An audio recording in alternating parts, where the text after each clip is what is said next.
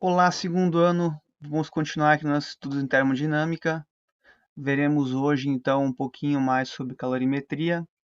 Calorimetria, então, tem a ver com a medida de calor, quanto calor foi passado. E veremos aqui mais especificamente a parte de capacidade térmica. Vamos relembrar algumas coisas lá que já vimos. Primeiro aqui de trocas de calor. A gente tem que lembrar lá que o calor ele passa de um corpo para outro.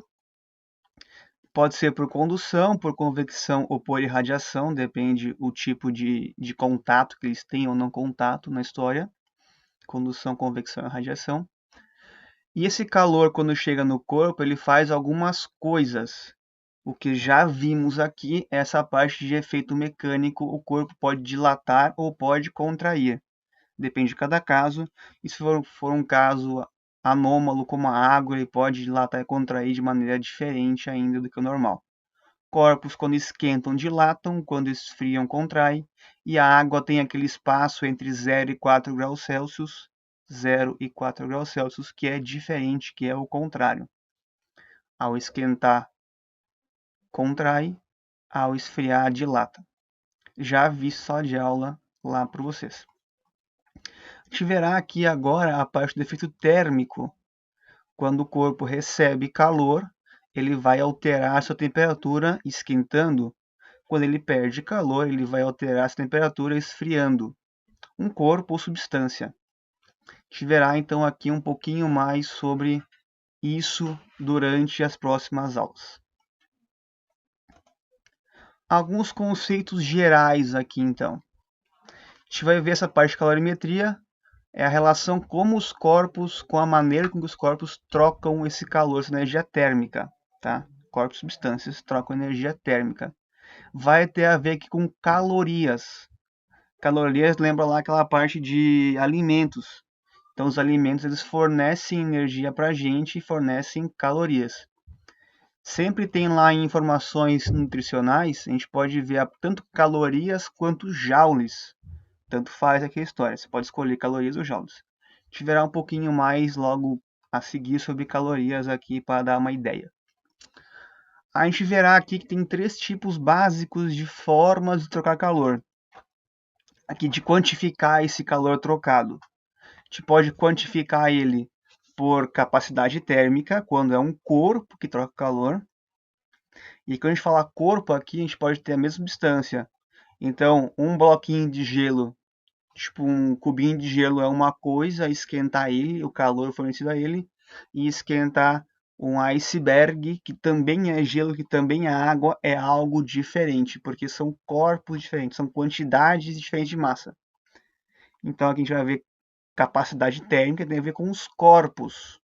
Eu não vou quantificar quanta massa tem, eu vou falar um corpo tal, tanta capacidade térmica, outro corpo, outra capacidade térmica. Então é para corpos aqui na história. E teremos também para substâncias. Substâncias não será hoje a aula sobre isso, mas aqui a gente chama de calor sensível quando a temperatura aumenta do corpo. A gente verá que para corpos para substâncias homogêneas a temperatura se mantém constante durante a mudança de fase, de estado físico, quando ele sai de sólido para líquido, de líquido para gasoso, durante a mudança de estado físico, não há mudança de temperatura para substâncias homogêneas. Vamos lá então para a caloria aqui, para começar essa história. Então, caloria ela foi uma ideia de quantidade proposta por esse carinha aqui, Lavoisier. Antoine Laurent Lavoisier, vocês conhecem lá o princípio dele, natureza nada se cria, nada se perde, se transforma. Ele, nos seus estudos iniciais, quando ele fazia algumas coisas com mudança de temperatura, ele considerava que a caloria era alguma coisa fluida, alguma coisa que fluía de um corpo para outro. Então ele deixava em separado dois corpos, o mais quente e o mais frio, e via como mudava a temperatura deles. Tá? Por exemplo, aqui a história. Então Lavoisier tinha a ideia de algo fluido transparente e sem massa, porque ele media o valor das quilogramas antes e depois, experiência, a temperatura aumentava ou diminuía, depende de cada caso, só que não mudava sua massa. Ele não conseguia ver nada. Então, para ele, o calor que mudava de um corpo para outro era algo que fluía do mais quente para o mais frio, não era visível, era invisível e não tinha massa. Essa ideia inicial de Lavoisier. Então, caloria é a primeira aqui, ideia de unidade de medida para falar de temperatura, energia térmica. Então, por isso a gente usa hoje em dia a caloria. Apesar de não estar no SI, no SI a gente tem a energia básica, que é o Joule. Então, Joule é a unidade de energia. A gente vai ter aqui o valor de uma caloria, ela vale 4,1868. Em questões vai estar 4,2. Vai estar, por exemplo, 4,18, 4, depende da questão. Então, aqui o valor mais perto do preciso é 4,1868 joules para cada caloria.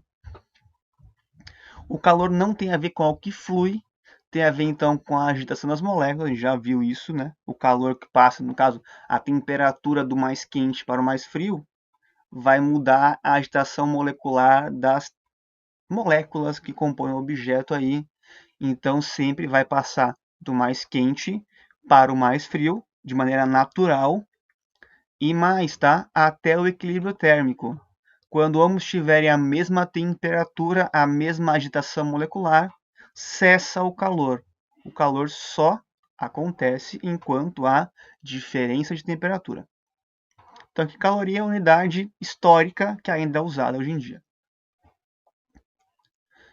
Falaremos então agora da capacidade térmica para os corpos. Então tem a ver como os corpos trocam calor. A gente vai chamar isso aqui, essa capacidade térmica, a gente vai colocar uma letrinha para ela, uma letra C maiúscula. Então, capacidade térmica C maiúscula.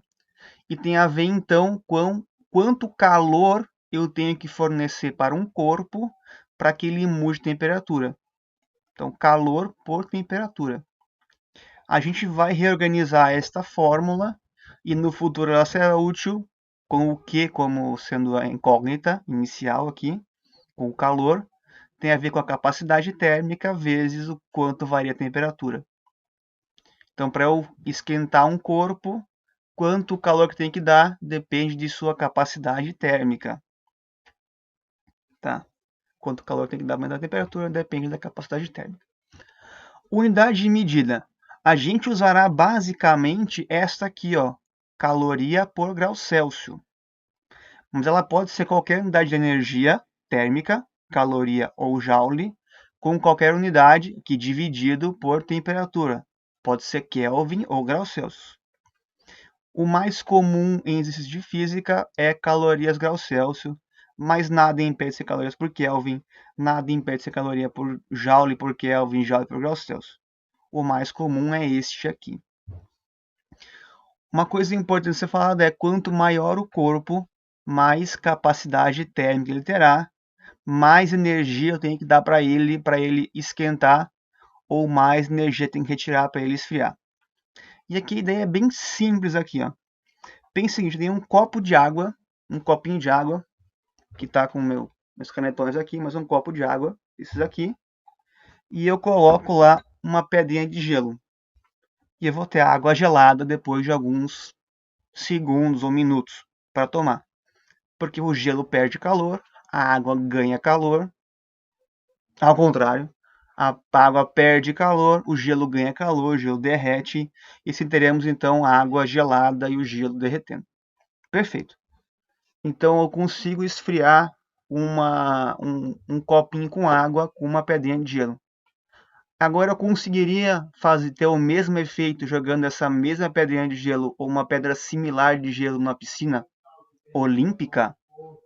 Não conseguimos, não conseguimos. Porque apesar de ambos serem água, a quantidade de água na piscina olímpica é muito maior. Ela vai precisar de muito mais, perder muito mais energia para esfriar o mesmo tanto que o copo com água. Então o tamanho do corpo influencia de quanta energia ele pode fornecer ou quanta energia eu tenho que retirar dele para que mude a sua temperatura. Então aqui, ó, tem a ver com corpos, tamanho diferente. Quanto maior o corpo, mais capacidade térmica ele vai ter. Quanto menor, menos. Porque tem menos matéria para esquentar ou esfriar. Então a fórmula básica, esse C maiúsculo, capacidade térmica, calor Q por temperatura ΔT. Exemplozinho básico aqui para mostrar como funciona isso. Deixa eu sair aqui da frente da tela, onde que eu posso ficar. Acho que aqui tá bom. Aqui. Ao fornecer 300 calorias de calor para um corpo, verifica-se como consequência uma variação de temperatura igual a 50 graus Celsius. Determine a capacidade térmica deste corpo. Então vamos lá. Primeira coisa aqui, temos que aumentar a temperatura de um corpo, tá? Por que aumentar? Porque eu estou dando calor para o corpo. Então, se eu estou dando calor, vou aumentar a temperatura. Como tem a ver com corpo e não substância, capacidade térmica é o correto. C, Q por temperatura. Quais são os dados que fornece ali? Eu estou querendo saber a capacidade térmica, este C aqui, ó. Então, eu tenho de algum jeito informações sobre o Q de calor e a temperatura. Os dados, então. Os dados aqui, eu tenho calor Q, 300 calorias. A temperatura que variou, ΔT, 50 graus Celsius. Colocando na fórmula 300 por 50, então serão 6 calorias para cada grau Celsius. Se eu quiser mudar 1 grau Celsius, 6 calorias. 2 graus Celsius, 12 calorias. 3 graus Celsius, 18. E assim por diante, como eu estava mudando 50 graus Celsius, 300 calorias. Se quiser mudar 1000 graus Celsius, 6.000 calorias. Para cada grau Celsius, 6 calorias. Essa é a ideia, o significado aqui da história. Tranquilo? Volta lá. Segundo exemplo agora. Exemplo 2. 2, isso, foi. Aqui. Uma mola de facas, ao operar um esmeril, é atingido por fagulhas incandescentes, mas não se queima. Isso acontece porque as fagulhas... Algo assim, então, ó, que é o esmeril. Para quem não conhece aqui o esmeril, as fagulhas, então, temos aqui o esmeril. Ele vai soltar fagulhas quando passar esse disco sobre as facas, por exemplo, ou um metal, ter fagulhas muito quentes. E, gente, ó, quando fala muito quente, a temperatura dessa fagulha aqui está mais ou menos aqui na casa dos 700 graus Celsius, 600 graus Celsius, tá? É bem quente mesmo na história. Agora é o seguinte, ó, uma bola de facas ao operar um esmeril é atingido por fagulhas incandescentes, mas não se queima. Isso eu posso falar de própria experiência, a gente não se queima usando um esmeril mesmo. Claro, a gente não vai colocar o dedo do lado aqui, né, da fagulha. Mas tiver que assim aqui um pouquinho longe aqui, que não pegue direto a fagulha, não se queima nada. Por que isso acontece? Qual a explicação disso aqui? Então vamos lá. Como tem fagulhas muito quentes, ela pode fornecer muito calor a princípio, porque está quente pra caramba. Só que tem um problema básico aqui para não queimar, então, ou uma solução, depende de como você olha, é que essas fagulhas são muito pequenas. Então, apesar de ter uma temperatura muito grande, 700 graus Celsius, 800 graus Celsius, por aí, alguma coisa nesse nível, a fagulha é algo microscópico, quase microscópica, muito pequeno, muito pequeno. Então, o que vai acontecer de verdade é que tem uma capacidade térmica muito pequena. Capacidade térmica pequena. Apesar de ser muito quente, tem muita temperatura, não tem muito calor para fornecer porque o objeto é pequeno. Então, assim, proporcionalmente é muito calor. Só como ele é muito pequeno, ele vai transferir para o corpo pouco calor porque não tem tamanho, assim, né? Não tem tamanho suficiente para queimar uma grande região, vai queimar lá uma célulazinha, por exemplo. Então aqui um esmeril não queima porque a capacidade térmica é muito pequena. Ok a todos? Então, nosso conceito aqui inicial é a capacidade térmica, tem a ver com o calor trocado por corpos,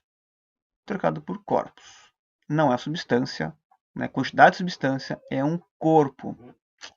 Ok a todos? Bons estudos, façam exercícios propostos no site do Google Classroom.